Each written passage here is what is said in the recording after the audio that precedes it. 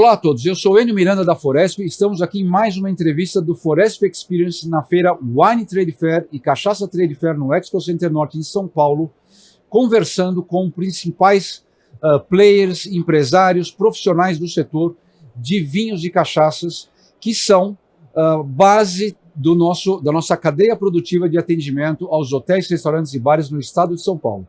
Nós, da Federação de Hotéis, Restaurantes e Bares, representamos 504 mil empresas que são consumidoras e clientes dos produtores de vinhos e cachaças. E agora a gente vai bater um papo bem legal com o Carlos de Oliveira, que é da importadora Alma Lusitana, que está no Brasil há 15 anos, tem a sua importadora em Joinville, traz vinhos de todo Portugal e vende vinhos para onde no Brasil, Carlos?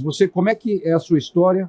Para onde você vende vinho? Como está a sua importadora hoje posicionada no mercado de vinhos brasileiro? Perfeito, Hélio. Muito bom estar aqui. A minha alegria. Como é que funciona hoje a nossa empresa? Nós importamos Portugal inteiro. Portugal hoje tem 14 regiões vinícolas e nós temos como pressuposto da nossa importadora trazer pelo menos um produtor de cada uma das regiões. Já lá vamos em 9 regiões vinícolas, então temos hoje 15, 16 produtores e aqui no Brasil acabamos atuando no Brasil inteiro.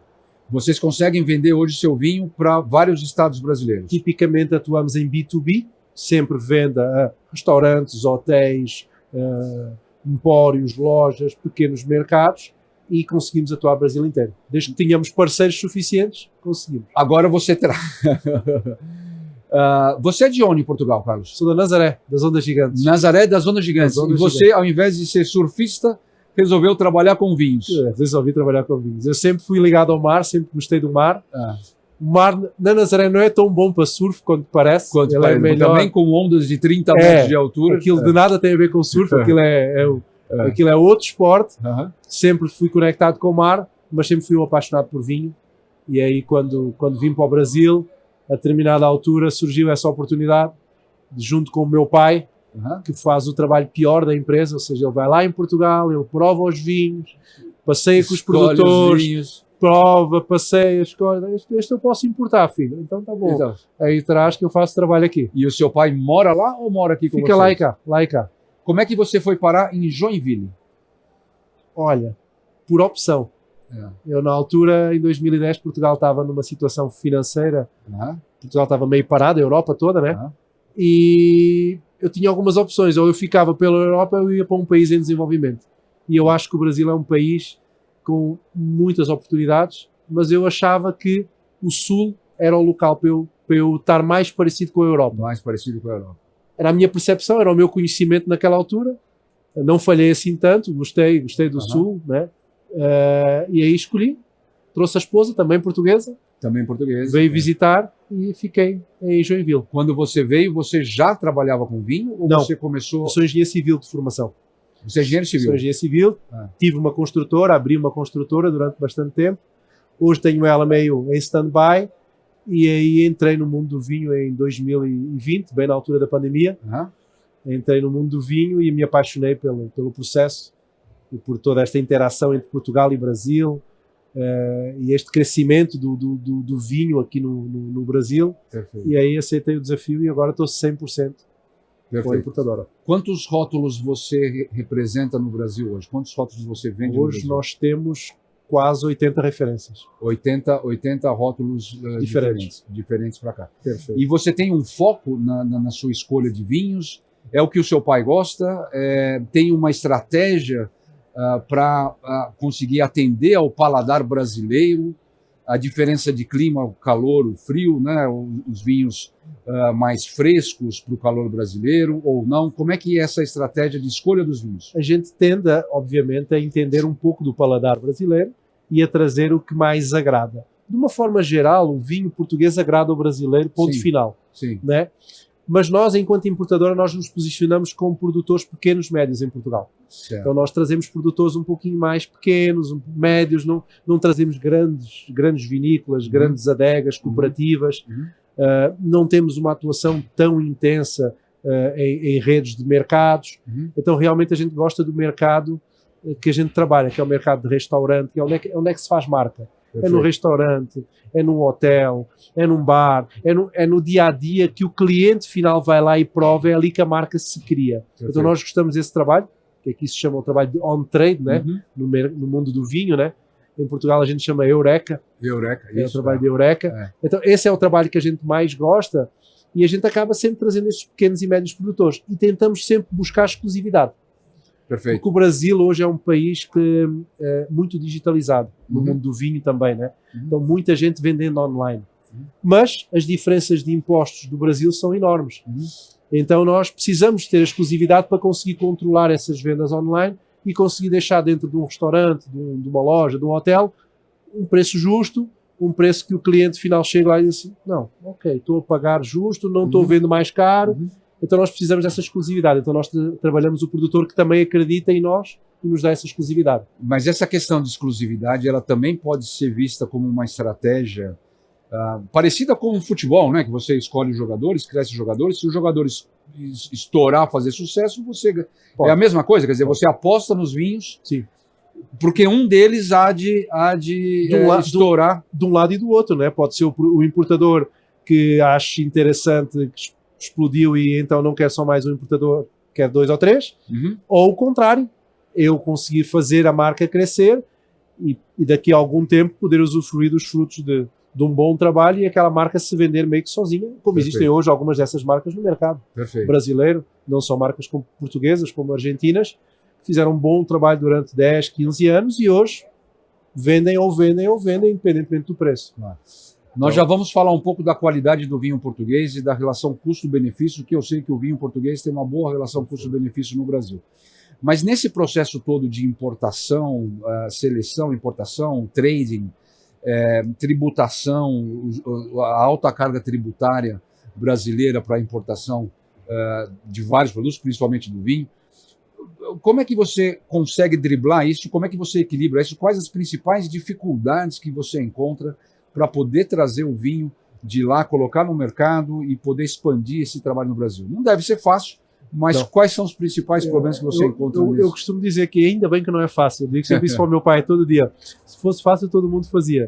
Deixa para nós que a gente faz. Mas realmente a carga tributária ela é pesada.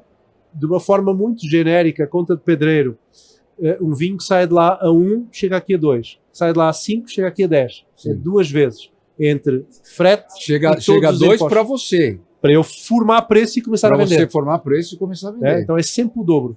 Então é 100% de frete e impostos e custo Brasil, vamos dizer assim. E com esse 100% você consegue ter margem. Aí o que é que eu tenho que trabalhar em Portugal?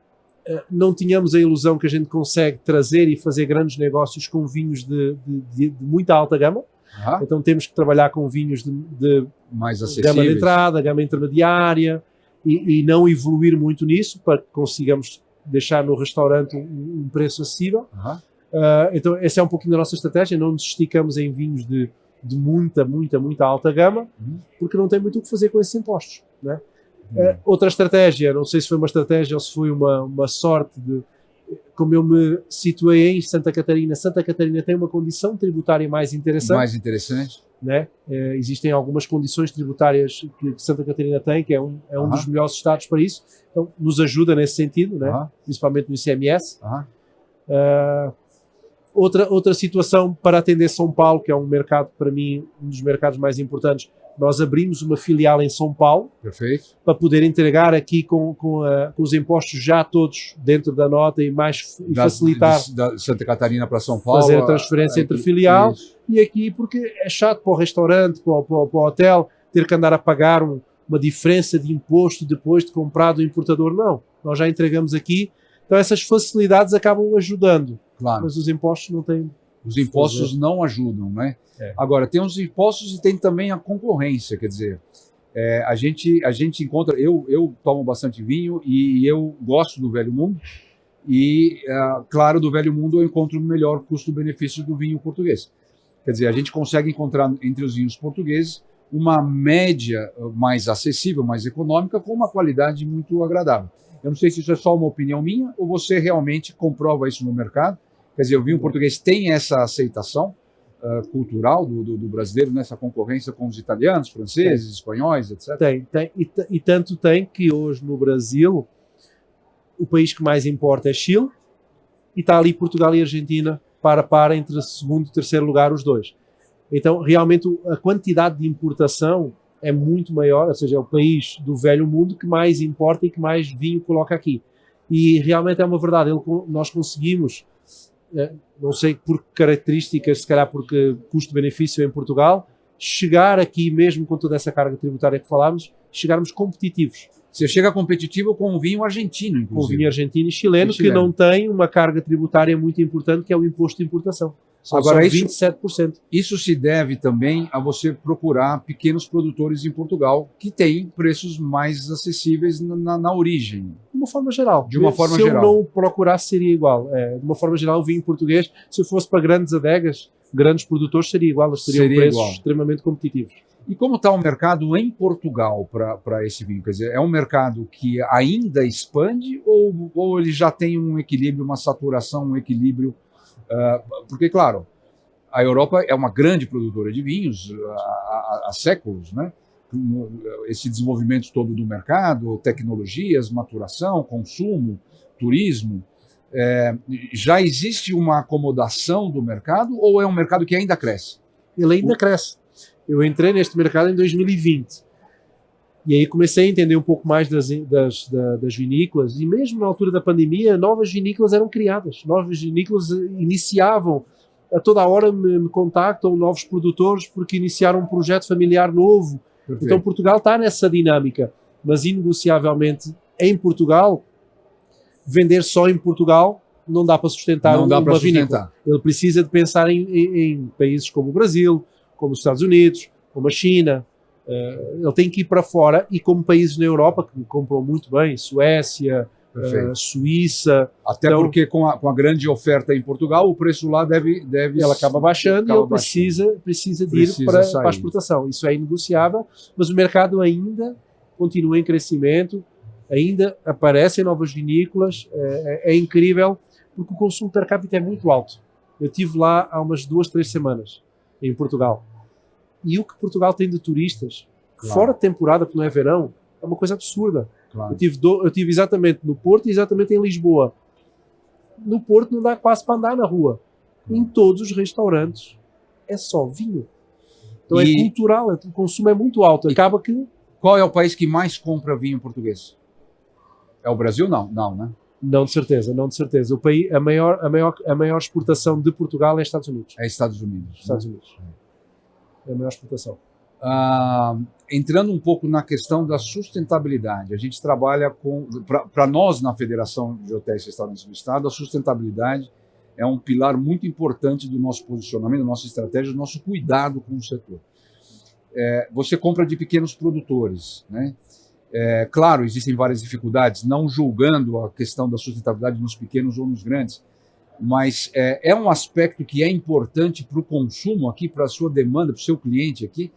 Até que ponto a sustentabilidade do produto, a sustentabilidade ambiental geral ou social do produto já é ou ainda não é um elemento importante para o teu cliente aqui no Brasil? Já existe esse impacto ou ainda é incipiente? Eu ainda não entendi no mercado esse impacto, essa procura. Certo. Nós temos, por exemplo, um rótulo que é um rótulo que entra um pouquinho numa linha mais natural, mais zero intervenção, ele é vegano, ele seria orgânico, mas é o que o produtor diz: Carlos, é tão caro para nós na União Europeia. Perfeito. Eu criar uma certificação de orgânico, eu não tenho como, eu sou um produtor pequeno, eu não tenho como pagar por toda essa certificação. Mas eu já trago isso e eu vejo que o mercado começa a entender, mas ainda é um nicho muito pequeno. Ainda não vi no mercado brasileiro essa obrigação, essa distinção. Mas em Portugal, nas vinícolas, é um caminho sem volta. A sustentabilidade é um caminho sem volta, a forma diferente de cuidar das vinhas é um caminho sem volta. Isso eu vejo bastante. E o consumidor português, ele já presta atenção na sustentabilidade do vinho? Já presta, porque os mercados europeus lhe cobram bastante. Cobram bastante isso. Mercados como Suécia, Finlândias e Noruegas que já não querem nada com vidro. Perfeito. Eles já querem fugir do vidro, eles querem começar a criar embalagens tipo Tetra Pak para fugir do vidro. Então Portugal já está de olho nisso e já entende esse mercado europeu mais intenso e já se começa a desenvolver. Um outro aspecto de curiosidade, a cortiça, a rolha, a cortiça, que Portugal sempre foi o maior produtor do mundo, né? Mas é um mercado que foi se restringindo cada vez mais para grandes vinhos, ou, quer dizer, a substituição pelas tapas, né, de vidro ou as de rosca, né? Isso afetou muito essa produção, porque é uma produção limitada em Portugal. Isso vai acabar a produção da cortiça em Portugal ou não? Olha, os 80 rótulos que eu trago, todos são de rolha de cortiça. Todos são de cortiça. Eu às vezes até já pergunto para alguns produtores meus de vinho verde, assim, um vinho mais leve, mais descontraído, e por um screw cap. Não vai screw cap. Não. Portugal é muito tradicionalista, muito terra a terra, e um ou outro já começa a trazer o screw cap em vinhos mais jovens que poderíamos utilizar sem qualquer prejuízo do vinho, aquele vinho do dia a dia, um screw cap, uma rosca, funciona perfeitamente, só que ainda se usa muita rolha em Portugal. Muita. Não só para vinhos mais... Obviamente, conforme o vinho vai crescendo de qualidade, ele vai tendendo a ter aquela rolha, aquela cortiça mais pura e menos aglomerada. Perfeito. Né? E se calhar num vinho mais de entrada ele precisa de baratear. Num vinho de entrada, o mais barato é o líquido. Entendi, claro. Sempre. A embalagem é o mais caro. O vidro, a rolha, o lacre é mais caro. É mais caro. Então ele precisa de mexer, trazer uma rolha mais em conta, mas ainda tudo na cortiça. Vamos entrar na parte gostosa dessa conversa aqui, né? A gente está falando, mas ele trouxe aqui uma garrafa que deixou aqui na nossa frente, que eu estou olhando para ela enquanto a gente conversa, né? Aqui é um ouro velho, é um DOC do Douro. DOC Douro, perfeito. Fala um pouco desse vinho, que a gente vai fazer uma rápida degustação aqui para a gente falar um pouco desse teu produto, desse vinho português. Me conta um pouco do ouro velho aqui, o DOC Ele é do Douro. DOC Douro típico, né? 6 meses de barrica, Touriga Nacional, Tinta Roriz e Touriga Franca. Estou eu servindo o vinho aqui, enquanto você trouxe o vinho, mas eu que estou servindo. Ele tem uma característica, a própria garrafa, ela é um pouquinho mais escura, mais baça. É uma garrafa muito bonita. 6 meses de barrica, ele é um vinho muito elegante, apesar de ter aquela fruta que o brasileiro, por norma, gosta bastante, está habituado aos vinhos da América Latina. Sim. É um Tinta Roriz, Touriga Nacional, Touriga Franca. E Touriga Franca. Esse vinho é bem aceito? Você vende bastante dele? Bastante. E como ele está no seu ranking de vinhos? Ele vende bastante. Ele vende bastante porque o Douro, por natureza, é uma região que o brasileiro conhece e gosta. E é, sem dúvida, a primeira região vinícola demarcada do planeta. Então tem toda aquela mística à volta do Douro. E ele é um Douro que ele chega com um custo-benefício relativamente interessante. O Douro, por norma, são vinhos que a produção é difícil, é nos socalcos, então ele nunca é um vinho que chega aqui muito barato. Sim. E ele, para o preço dele, ele entrega muito, então ele acaba girando muito bem. Perfeito. Tá? Isto para carnes é um vinho fantástico. O que eu vou encontrar nele agora que eu vou fazer uma degustação com você? Vai encontrar bastante fruta no nariz. Tá? Bastante fruta, intensidade, ele tem uns 14% de álcool, vai encontrar bastante intensidade. Que idade tem esse vinho? Que safra ele é? 21. Por norma, ele tem sempre ali 2 anos de safra. E é um vinho, você falou que ele tem 6 meses de barrica, mas ele não tem o peso da madeira, mas ele está bem macio. Bem amaciados também. Ele é elegante, ele tem aquela acidez interessante para ser gastronómico, que é muito interessante ter aquela acidez para que possa ser minimamente gastronómico, não fique muito na fruta.